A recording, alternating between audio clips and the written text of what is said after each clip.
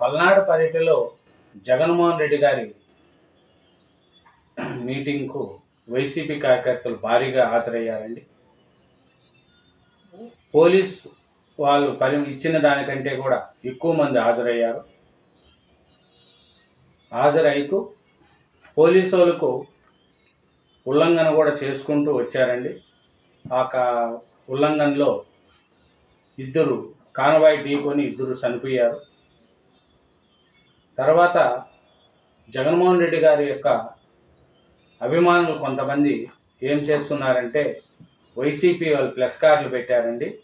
2029లో వైఎస్ఆర్సీపీ వచ్చిన వెంటనే గంగమ్మ తల్లి జాతరలో వేట తలలు నరికినట్లు రపా రపా ఒక్కొక్కరిని నరుకుతామని కొంతమంది వైసీపీ అభిమానులు ప్లస్ కార్డులు ప్రదర్శించారు.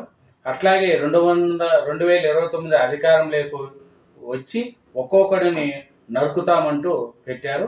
2029 అధికారం లాగానే రాజారెడ్డి రాజ్యాంగం తెస్తాము, ఒక్కొక్కరిని నరుకుతాము, చంపుతాము, రఫరఫా కోస్తామని డైలాగులు కూడా చేస్తూ రాజారెడ్డి రాజ్యాంగం తెస్తామని ప్రకటనలు చేశారండి.